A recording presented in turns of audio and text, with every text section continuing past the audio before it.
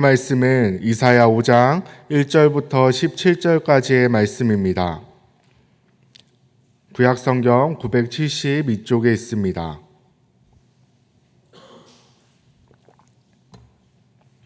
이사야 5장 1절에서 17절까지의 말씀을 한 목소리로 함께 읽도록 하겠습니다.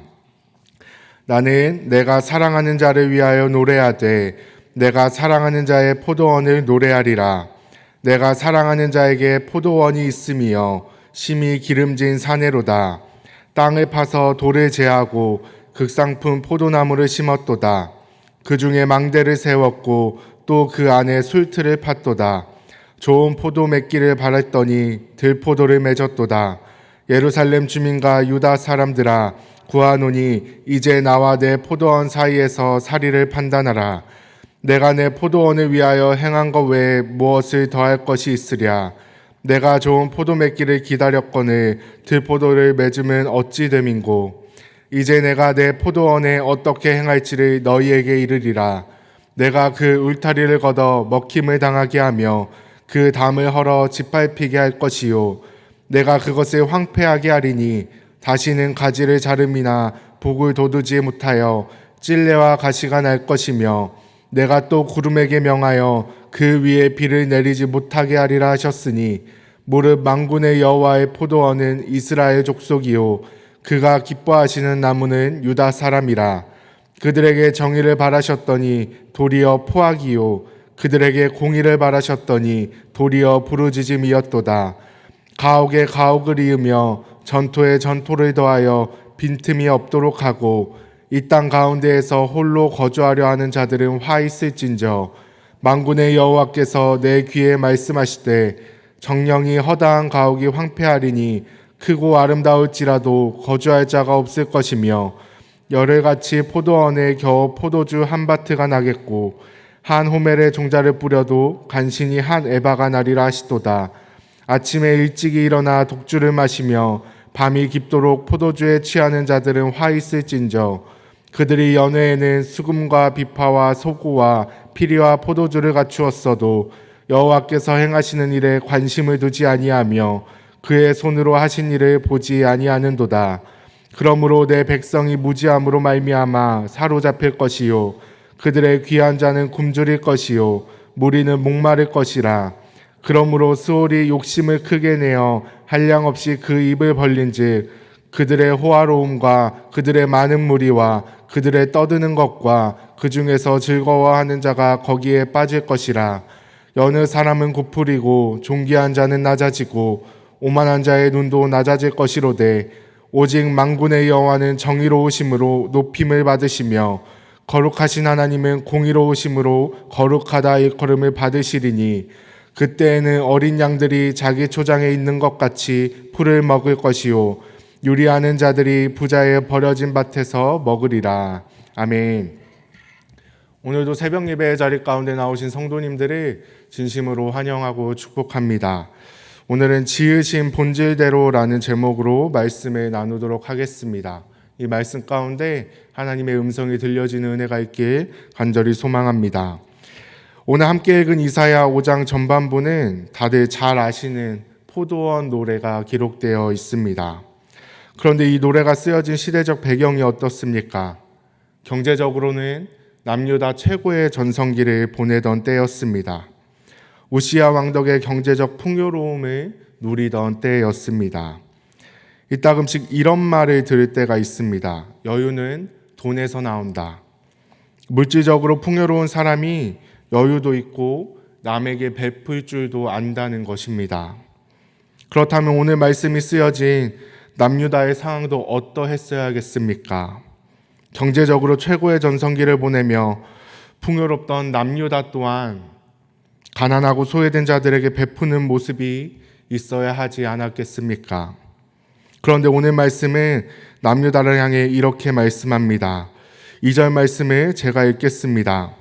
땅을 파서 돌을 제하고 극상품 포도나무를 심었도다. 그 중에 망대를 세웠고 또 그 안에 술틀을 팠도다. 좋은 포도 맺기를 바랬더니 들포도를 맺었도다. 아멘. 사랑하는 성도님들, 본문에 등장하는 남유다의 모습이 어떠합니까? 그들은 부족함이 없는 시대를 살고 있었습니다.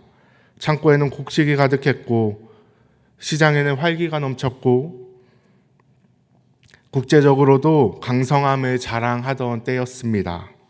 세상의 기준으로 보면 그 누구보다 행복하고 성공한 삶을 살아가는 사람들처럼 보였습니다. 그런데 정작 그들의 삶을 지켜보시던 하나님의 평가는 달랐습니다. 오늘 본문 2절 하반절에 이렇게 말씀합니다. 좋은 포도 맺기를 바랐더니 들포도를 맺었도다. 여기서 들포도는 단순히 조금 덜 익거나 상품 가치가 떨어진다거나 예쁘지 않다거나 정도의 의미를 갖고 있는 것이 아닙니다.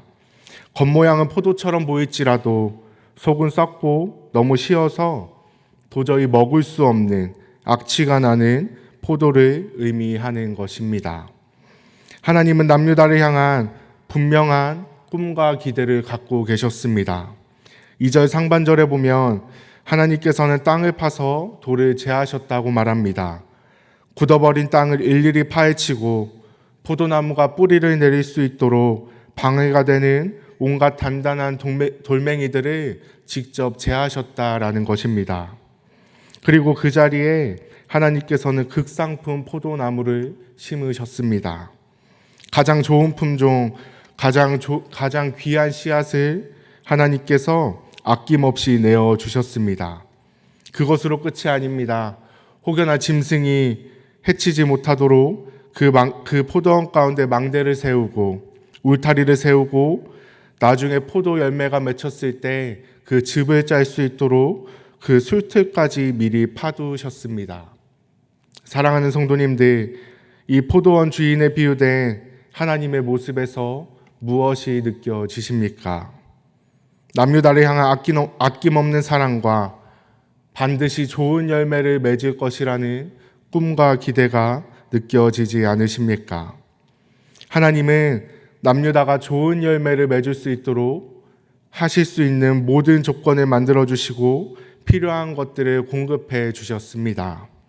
부족함이 없는 것을 넘어 넘치도록 은혜를 베풀어 주셨습니다. 그래서 포도나무인 남유다는 마땅히 극상품 포도를 맺어야 했고 하나님의 꿈과 기대에 충족해야 했습니다. 그것이 자연의 이치고 심겨진 남유다가 해야 할 당연한 도리였습니다. 그런데 포도나무인 남유다는 어떻게 했습니까?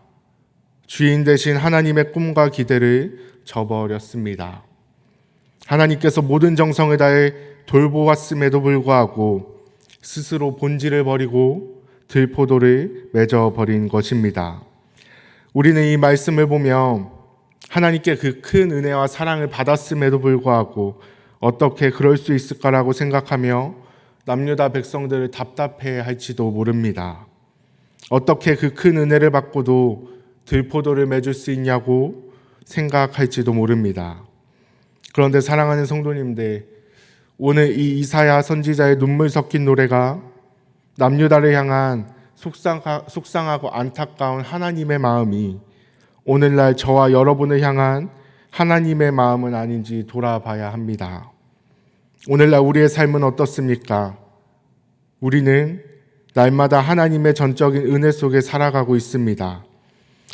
죄악의 돌짝밭 같던 우리의 심령을 예수 그리스도의 십자가로 갈아엎어 주시고 예수 그리스도라는 생명의 나무에 접붙여 주셔서 우리를 하나님의 자녀라는 극상품 포도나무로 삼아 주셨습니다. 뿐만 아니라 우리의 삶의 자리에 불꽃 같은 눈동자로 망대를 세워 지켜주시고 날마다 쓸 것을 공급하시며 극상품 포도 열매를 맺을 수 있도록 우리를 인도하셨습니다. 그런데 우리는 지금 어떤 열매를 맺으며 살아가고 있습니까? 하나님이 베풀어 주신 은혜 속에서 하나님이 원하시는 아름다운 사랑의 열매, 감사의 열매, 섬김의 열매를 맺고 있습니까? 아니면 세상 사람들과 똑같이 원망하고 불평하며 더 많이 가지려는 탐욕의 들포도를 맺고 있습니까? 남유다 백성들이 본질을 잃어버리고 들포도를 맺게 된 결정적인 원인이 무엇인지 아십니까? 역설적이게도 그들이 누리던 풍요로움 때문이었습니다. 그들은 물질적인 여유가 생기자 그 여유와 복을 주신 하나님을 잊어버렸습니다. 본문 11절과 12절을 보면 그들의 타락한 삶이 적나라하게 드러납니다. 그들은 아침 일찍부터 독주를 따르고 밤이 깊도록 포도주에 취해 있었습니다.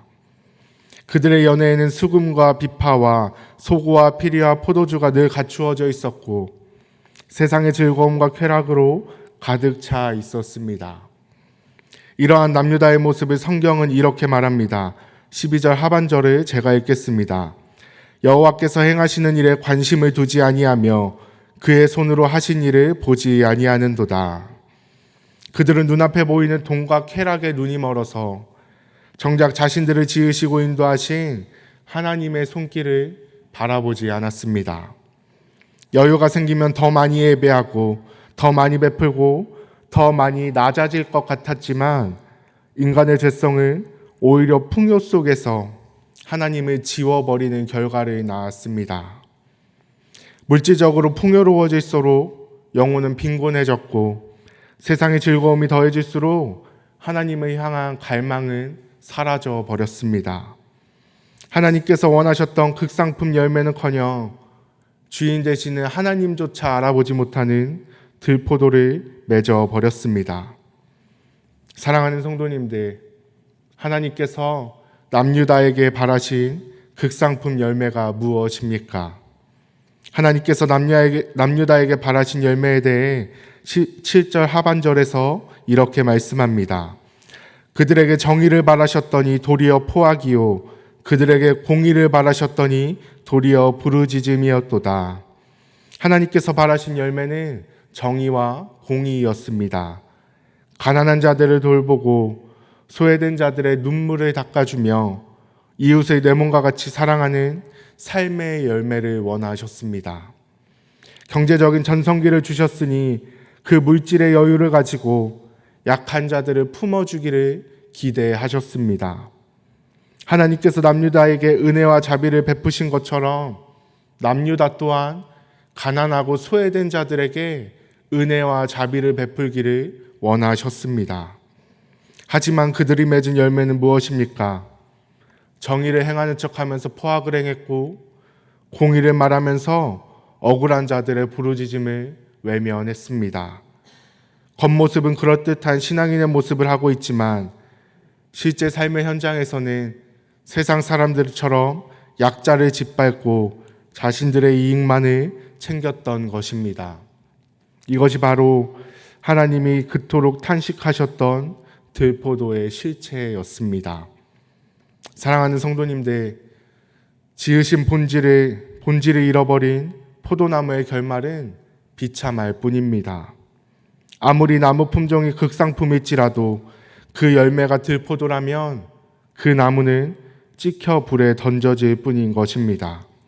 그래서 오늘 본문 5절과 6절에서 하나님은 단호하게 말씀하십니다. 우리 5절과 6절 말씀을 같이 한번 읽겠습니다. 이제 내가 내 포도원에 어떻게 행할지를 너희에게 이르리라.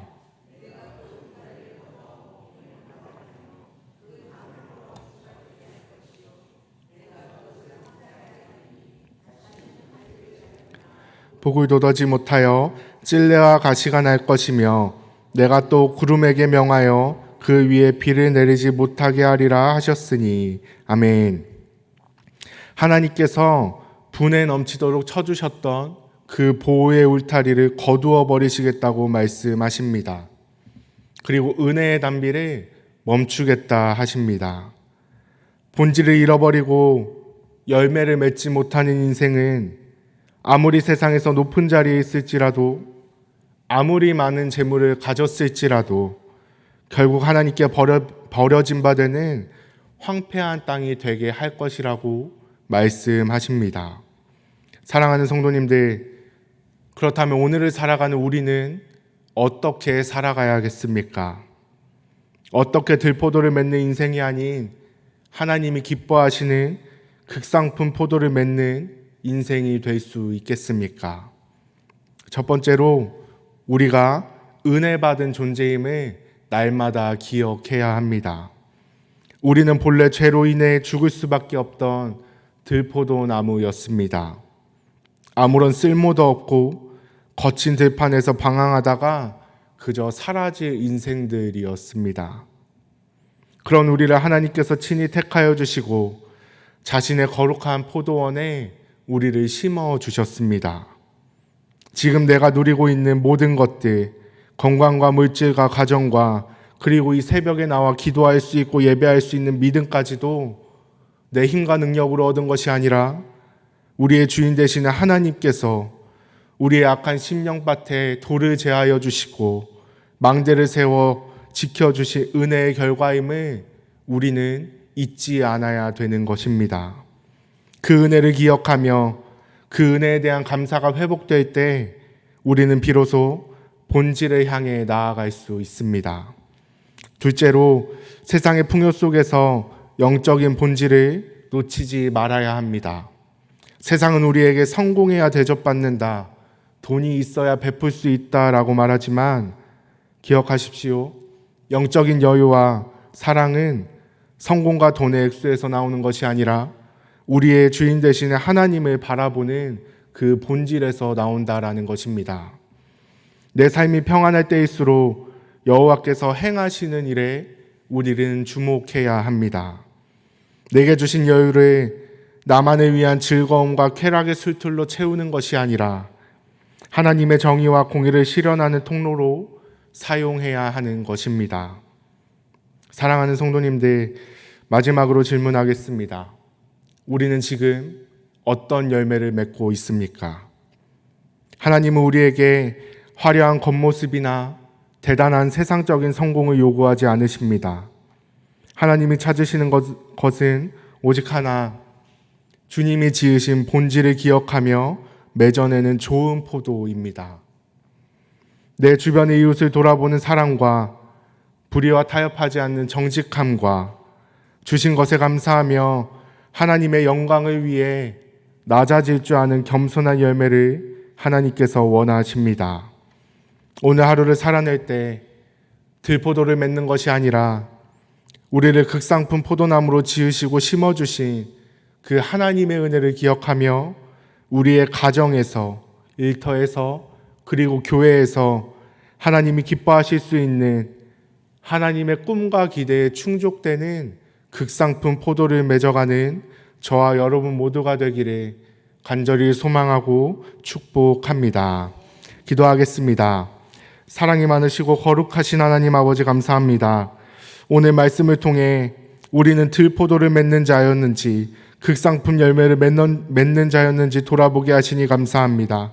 하나님, 우리를 극상품 포도나무 삼아주신 그 하나님의 은혜를 잊지 않고 극상품 포도나무로 심겨진 자답게 극상품 열매를 맺으며 살아가는 믿음의 사람들 되게 하여 주시옵소서.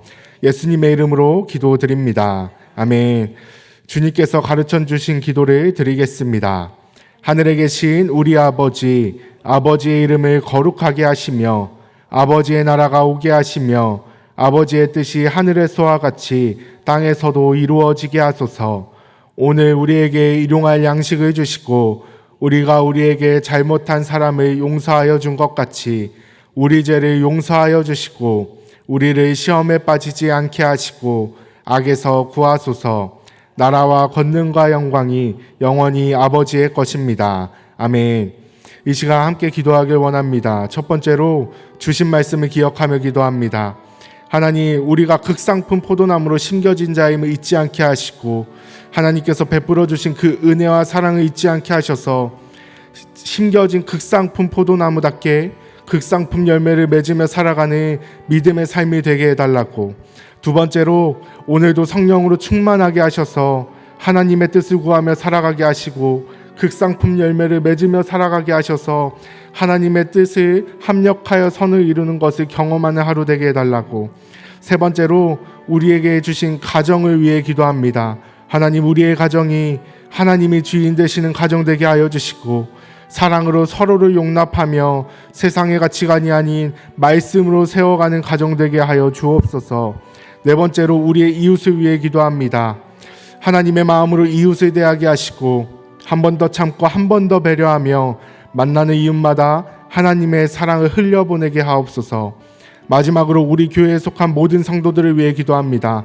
하나님, 우리 용인영락교회에 속한 모든 성도들이 교회의 몸된 지체로서의 역할을 온전히 감당하게 하시고 기쁨으로 감당하게 하셔서 하나님의 예배함이 기쁨이 되고 교회에 오는 것이 즐거움이 되는 성도들 되게 해달라고 함께 기도하신 후에 각자의 기도 제목을 가지고 기도하시다가 삶의 자리로 돌아가도록 하겠습니다. 기도하겠습니다.